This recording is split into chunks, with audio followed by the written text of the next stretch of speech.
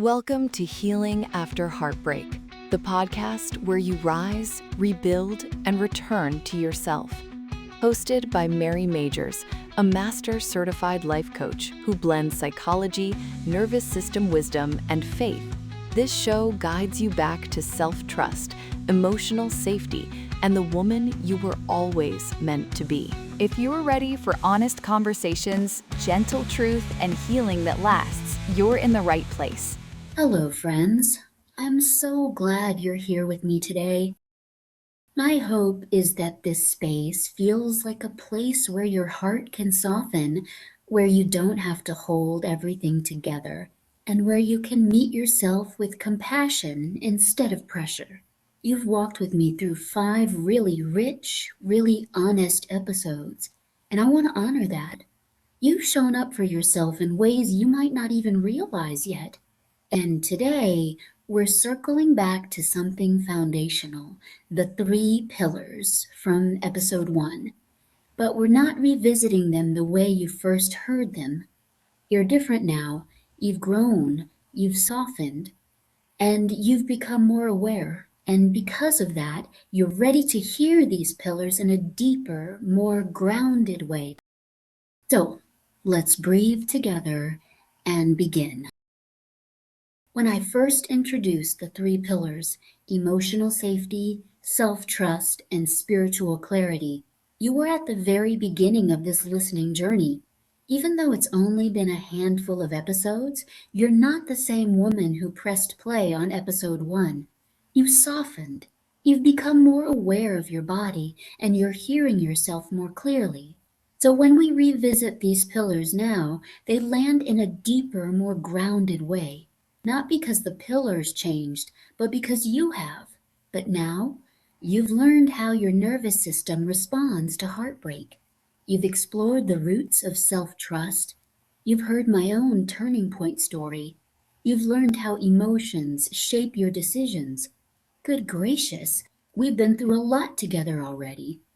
You're not the same woman who pressed play on episode 1.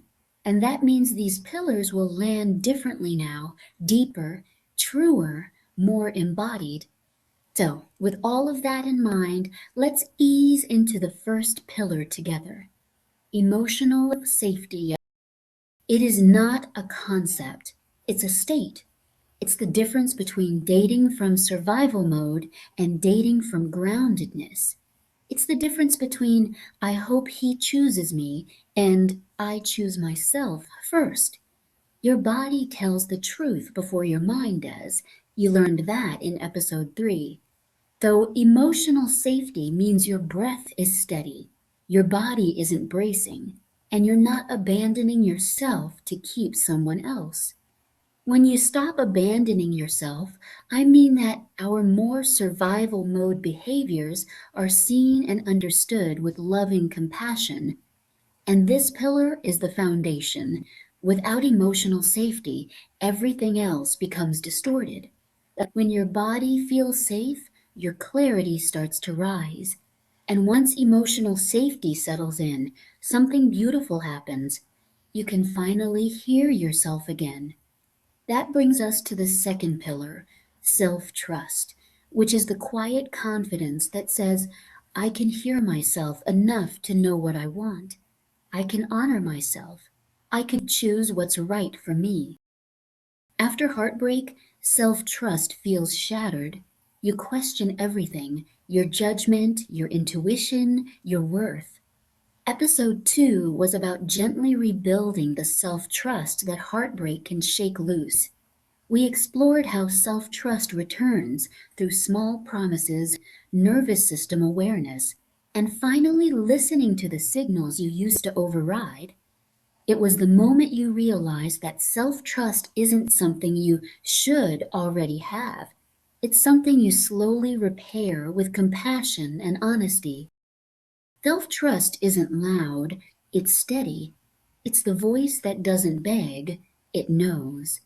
And when you trust yourself, you stop chasing clarity from other people. You carry it within you. Self-trust creates space for discernment, and that's where pillar 3 comes in. This pillar is the anchor. It's the part of you that knows God, which I believe is that loving, deeper wisdom within you, is not the author of confusion or chaos. I have experienced that the deeper intelligence that holds our lives together doesn't speak in emotional whiplash, it speaks in clarity. So, what is spiritual clarity?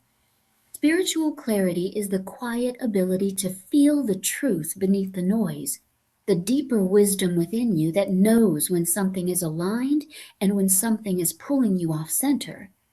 It's the inner discernment that rises when you're grounded, honest with yourself, and no longer operating from old survival patterns.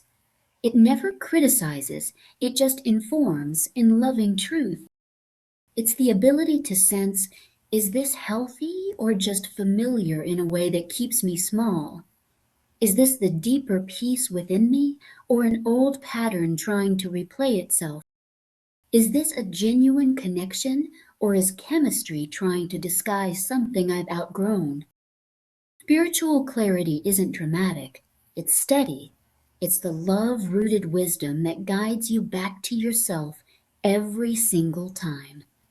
In episode 4, I shared the season that broke me open, the moment God met me in the rubble and showed me who I really was.